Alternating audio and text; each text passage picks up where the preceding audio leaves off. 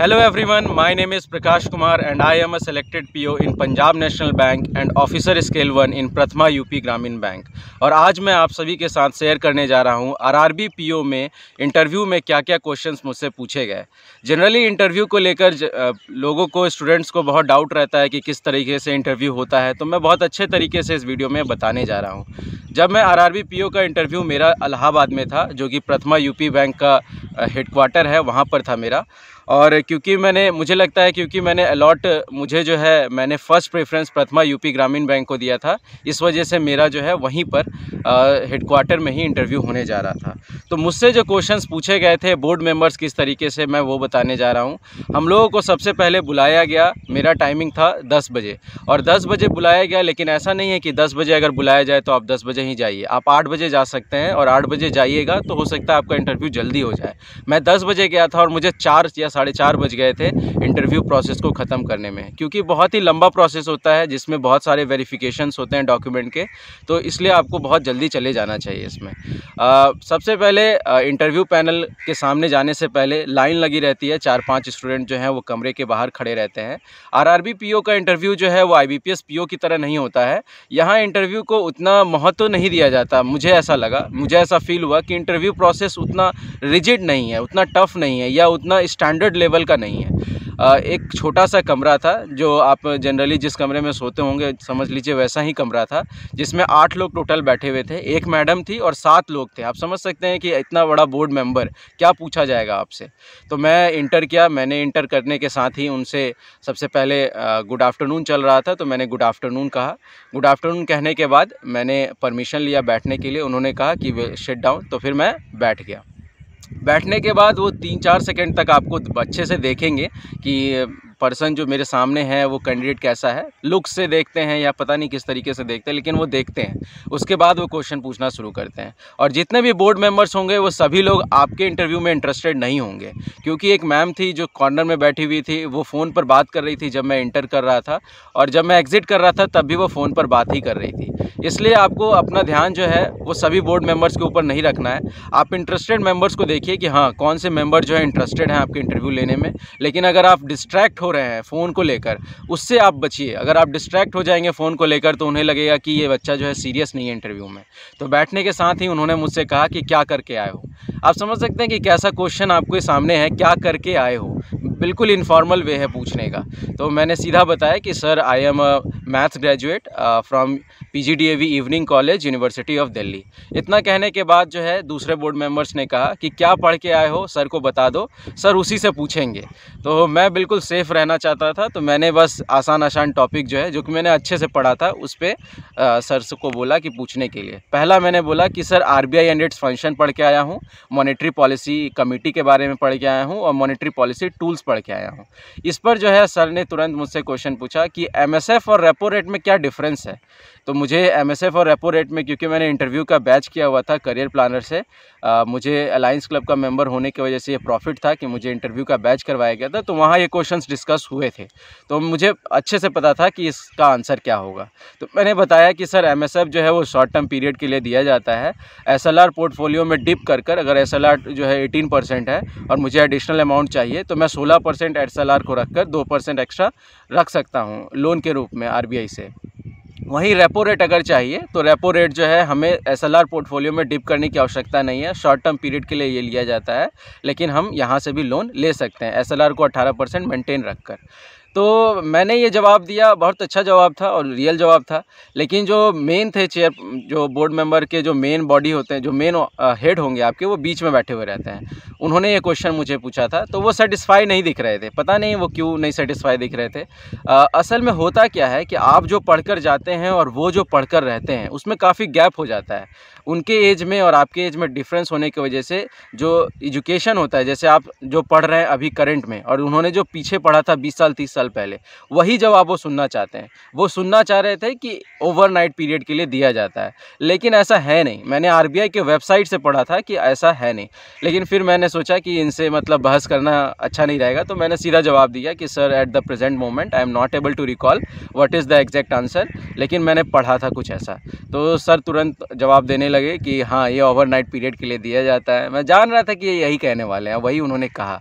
उसके बाद मुझसे पूछा गया कि बैंक जो है, उन्होंने ही क्वेश्चन पूछा कि बैंक जो है वो लोन लेता है और लोन देता है, इसके अलावा बैंक और क्या करता है, ये क्वेश्चन मुझे पूछा गया। तो मैंने क्योंकि पढ़ लिया था कि पहले ही कि बैंक जो है वो नॉन फाइनेंशियल प्रोडक्ट्स जो होते हैं, जैसे कि इंश्योरेंस हो गया, गोल्ड बॉन्ड हो गया, ये सब जो है बेचता है। तो मैंने म्यूचुअल फंड का नाम लिया, इंश्योरेंस प्रोडक्ट्स का नाम लिया, फिर मैंने गोल्ड बॉन्ड का नाम लिया। जैसे ही मैंने गोल्ड बॉन्ड का नाम लिया, उन्होंने क्वेश्चन पूछा कि गोल्ड बॉन्ड क्या होता है, गोल्ड बॉन्ड के बारे में बताओ।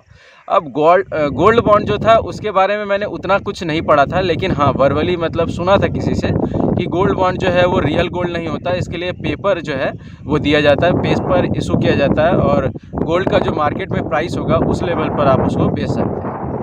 तो मैंने भी सीधा यही कह दिया सर को कि सर गोल्ड बॉन्ड जो होता है वो रियल गोल्ड नहीं होता, फिजिकल गोल्ड नहीं होता है, लेकिन ये पेपर होता है। तो सर ने सीधा मुझसे मतलब मजाक के में पूछा कि गोल्ड बॉन्ड अगर गोल्ड होता नहीं है तो गोल्ड तुम कैसे इसे कह रहे हो। असल में वो चेक करना चाह रहे थे कि मैं कितना मतलब प्रेशर को ले सकता हूँ कि नहीं ले सकता हूँ। जवाब मेरा बिल्कुल सही था, गलत मैंने जवाब नहीं दिया था, लेकिन वो देखना चाह रहे थे कि ये घबराता है कि नहीं। तो फिर मैंने बोला कि सर मैंने बिल्कुल ऐसा ही कुछ पढ़ा था।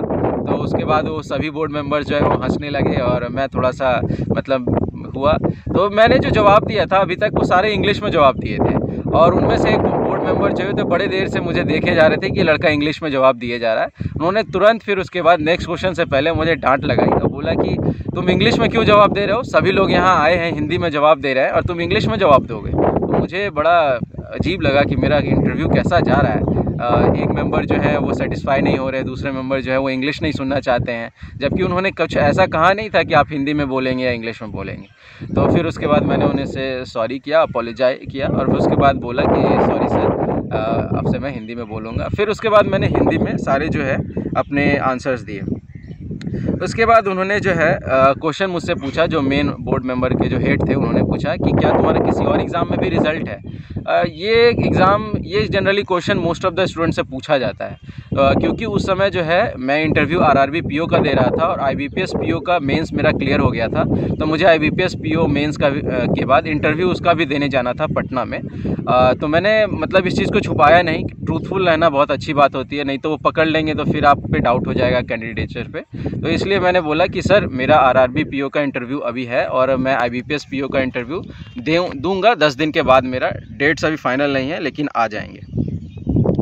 फिर नेक्स्ट क्वेश्चन उनका ये था कि अगर तुम्हारा आरआरबी पीओ में हो जाता है और आरआरबी पीओ में के बाद फिर आईबीपीएस पीओ में भी तुम्हारा सिलेक्शन हो जाता है तो तुम आरआरबी पीओ को चुनोगे या आईबीपीएस पीओ को चुनोगे। ये बहुत ही फ्रीक्वेंटली क्वेश्चन पूछा जाता है। आप भी जाएंगे अगर इंटरव्यू में तो ये भी क्वेश्चन पूछा जाएगा। ऐसा इसलिए होता है क्योंकि आप देख सकते हैं मेरे पास 2 सिलेक्शन है, आरआरबी पीओ में भी सिलेक्शन है, आईबीपीएस पीओ में भी सिलेक्शन है। तो कहीं बैंक को नुकसान ना हो जाए, बैंक को अच्छे कैंडिडेट मिले, इस वजह से ये क्वेश्चन जो है वो जनरली पूछते हैं। लेकिन ऐसा आप ना करें कि आप तुरंत बोलने लग जाए कि नहीं सर मैं आरआरबी पीओ के लिए ही बना हूँ, मुझे गाँव में ही रहना अच्छा लगता है, मैं आईबीपीएस पीओ में जाऊँगा ही नहीं, मैं आरआरबी पीओ को छोड़ूंगा ही नहीं। अगर आप ऐसा बोल देंगे तो उन्हें समझ में आ जाएगा कि ये पक्का जो है झूठ बोलने वाला आदमी है, ट्रस्ट वर्दी कैंडिडेट नहीं है। तो आप ऐसा नहीं बोलिए, आप एक बहुत ही बीच का जवाब दीजिए। जैसे मैंने जवाब दिया कि सर अभी मेरा आरआरबी पीओ का इंटरव्यू चल रहा है, क्योंकि इस एग्ज़ाम प्रोसेस को पहले कंप्लीट होना है, इसलिए मैं अभी सिर्फ आरआरबी पीओ में ही इंटरेस्टेड हूँ। मैं आईबीपीएस पीओ का सिलेक्शन के बाद सोचूंगा कि क्या हो सकता है। मेरे पास अभी इस डिसीज़न को लेने के लिए मतलब मैं थॉट नहीं कर सकता इस चीज़ को कि मैं आईबीपीएस पीओ में जाऊँगा कि आरआरबी पीओ में जाऊँगा। ये अच्छा आंसर एक हो सकता है, आप ही एक अच्छा आंसर पहले से फ्रेम करके जा सकते हैं। फिर पूछा गया मुझसे कि तुमने 2018 में ग्रेजुएशन पूरा किया और 2018 के बाद अभी आए हो 2021 में इंटरव्यू देने के लिए, क्या कर रहे थे 2 साल से। सीधा क्वेश्चन। तो मैंने मतलब इंटरव्यू के जो क्लासेस थे उसमें ये क्वेश्चंस डिस्कस हुए थे मेरे। तो मैंने बोला कि सर जैसे ही मैंने अपना ग्रेजुएशन पूरा किया, ग्रेजुएशन पूरा करने के बाद मैं कोचिंग ज्वाइन कर रहा था और कोचिंग में मैंने जैसे ही पार्टिसिपेट किया एग्ज़ाम्स के लिए, तो उसी समय एग्ज़ाम्स आ गए बैंक के और मैं बैंक के एग्ज़ाम्स के बारे में कुछ जानता नहीं था। तो 1 साल मेरा बीत गया, क्योंकि ये जो है जुलाई से आना होता है एग्ज़ाम को, और मैंने नवंबर या अगस्त में मैंने अगस्त टू नवंबर के बीच में कोचिंग ज्वाइन किया था। 1 साल मेरा वहाँ वैसे चला गया और 1 साल सर मैंने एग्ज़ाम दिया। मतलब कुछ एग्ज़ाम्स दिए लेकिन मेरा एग्ज़ाम्स नहीं निकला। और इस साल तो सर कोविड ही आ गया, तो कोविड की वजह से एग्ज़ाम डिले हो गए। तो उनको लगा कि हाँ लड़का सही कह रहा है। इसके बाद इतना कुछ होने के बाद मुझे बड़ा डर लग रहा था कि यार अभी तक कोई भी लेजिटिमेट क्वेश्चन जो है मुझसे नहीं पूछा गया जिसका मैं बहुत अच्छे से जवाब दे दूं। लग ही नहीं रहा था कि मेरा इंटरव्यू जो है बहुत अच्छा जा रहा है। फिर उसके बाद एक दूसरे बोर्ड मेंबर थे, उनको जो मेन बोर्ड मेंबर्स के जो जो हेड थे उन्होंने ट्रांसफ़र किया और हाथ से इशारा करके बोला कि सर आप कुछ क्वेश्चन पूछना चाहेंगे। तो वो बड़ा अच्छा लग रहा था उनको देखकर कि हाँ ये मतलब क्वेश्चन जो है वो अच्छे पूछेंगे। तो उन्होंने पहला क्वेश्चन मुझसे पूछा कि व्हाट इज़ नाबार्ड, और ये बड़ा आसान सा क्वेश्चन है, नाबार्ड क्या है। तो नाबार्ड को मैंने अच्छे से एक्सप्लेन किया। नाबार्ड को एक्सप्लेन करने के दौरान मैंने बोला कि सर इसमें सेल्फ हेल्प ग्रुप जो है SHG जो है उनको मदद किया जाता है। तो तुरंत उन्होंने पूछा कि सेल्फ हेल्प ग्रुप क्या होता है। आप देख सकते हैं कि क्वेश्चन के बीच में लिंकेज है, यानी आप जो बोलने जा रहे हैं, अगर आपने कोई एक्रोनिम बोल दिया या कोई भी ऐसा टर्म बोल दिया, बैंकिंग टर्म बोल दिया, तो आपसे तुरंत वो क्वेश्चन पूछ लिया जाएगा। तो आप इसके लिए रेडी रहिए, जो भी कुछ आप बोलने जा रहे हैं उसको बोलने से पहले आप एक थॉट प्रोसेस रखिए कि हाँ इसका जवाब मुझे आता था। तो मैंने सेल्फ हेल्प ग्रुप इसलिए बोला था क्योंकि मुझे पता था, तो मैंने सेल्फ हेल्प ग्रुप का भी डिस्क्रिप्शन बता दिया कि self help group is a group where different sections of people combine together to form a group and get benefited through it. मैंने बताया सर इसमें जो है अलग अलग सेक्शंस के लोग भी हो सकते हैं, कुछ आर्टिशियंस हो सकते हैं, पेंटर्स हो सकते हैं, रिक्शा पुलर्स हो सकते हैं। तो उनको जवाब जो है मेरा अच्छा लगा। इतना कुछ होने के बाद फिर एक बोर्ड मेंबर्स थे, उन्होंने बोला कि IBPS PO, एक चीज़ छूट गया, IBPS PO के बारे में जब उन्होंने कहा था कि IBPS RRB और IBPS PO में जाओगे कि नहीं, तो उसमें मैंने बोला था कि सर IBPS RRB PO को ज्वाइन करने में इंटरेस्टेड हूँ। तो उन्होंने कहा कि तुम्हारा सिलेक्शन यूपी में होगा, IBPS PO में तुम्हारा सिलेक्शन हो सकता है कि तुम बिहार के हो, तुम्हारा बिहार में सिलेक्शन हो जाए। तो मैंने उनको बड़ा नॉर्मल सा जवाब दिया कि सर ये ऑल इंडिया सर्विस जो है पूरा भारत तो अपना ही है, देश तो पूरा अपना ही है, चाहे यूपी में मिले चाहे ऑल इंडिया में मिले, तो मुझे यूपी में भी अच्छा लगेगा जॉब करने को लेकर। तो इस पे वो अड़ गए, उन्होंने कहने लगे कि दिक्कत क्या है, बिहार तो अच्छा है, बिहार में तुम्हें जॉब करने में क्या प्रॉब्लम आएगी। तो इस तरीके से है ना, वो आपको चेक करते हैं कि वो जो अपना बात कहना चाह रहे हैं क्या आप उनके बात को कट करते हैं कि नहीं। अगर आप उनके बात को बहुत रिजिड रूप से कट करते हैं तो समझ जाते हैं कि ये बैंक में आएगा और ऊंचे जो अधिकारी होंगे उनके बातों को नहीं सुनेगा। तो ऐसा नहीं कीजिए, आप जो है बिल्कुल नॉर्मल रहिए। इतना कुछ होने के बाद जो है इंटरव्यू बिल्कुल समाप्त सा हो गया। मुझे लगा कि हाँ अब थोड़ा सा 2-3 क्वेश्चंस का मैंने जवाब दिया तो चलो मेरा ठीक गया है। उसके बाद मैं खड़ा हुआ और सबको मैंने विश किया, और वो जो मैडम शुरुआत में फ़ोन पर बात कर रही थी वो फ़ोन पर बात कर रही थी, मैंने मैडम को भी अलग से विश किया, उन्होंने थोड़ा मुस्कुराए और उसके बाद बोला कि ठीक है प्रकाश कुमार आप जा सकते हैं। उसके बाद मैंने दरवाज़ा पुल किया और फिर मैं बाहर चला आया। तो इस तरीके से RRB PO का इंटरव्यू जो है वो ख़त्म हो गया। तो आप RRB PO का इंटरव्यू जो अगर आप RRB की तैयारी कर रहे हैं तो आप किन बातों का सबसे ज़्यादा ध्यान रख सकते हैं। पहले आप 4-5 तरह के जो क्वेश्चंस होते हैं इंटरव्यू से पहले फ्रेम कर लीजिए। मैं आगे चल के एक वीडियो लाऊंगा, एक वीडियो में मैं शेयर करूंगा कि कौन कौन से क्वेश्चन जो है जनरली पूछे जा सकते हैं। जनरली 70 to 80% जो है चांसेस रहते हैं कि उनमें से क्वेश्चन पूछे जाएँ। तो जैसे मैंने 2-3 क्वेश्चंस बताए हैं आपको, तो इसके ऊपर भी मैं एक वीडियो लेकर आ रहा हूँ। और मैं देख रहा हूँ कि जो सब्सक्राइबर्स हैं उनका ये कहना है कि सर अपना मेंस का स्कोर कार्ड, प्री का स्कोर कार्ड शेयर कीजिए। तो इसके लिए मैं भी एक वीडियो लेकर आ रहा हूँ। उस वीडियो में मैं अच्छे से अपना सब कुछ शेयर करूँगा। मैंने टोटल 5 प्री एग्ज़ाम्स क्लियर किए थे एक ही बार में। मेंस एग्ज़ाम से भी मैंने मोस्ट ऑफ द एग्ज़ाम्स जो है मेंस एग्ज़ाम्स क्लियर किया था। इंटरव्यू भी मैं बैठा था।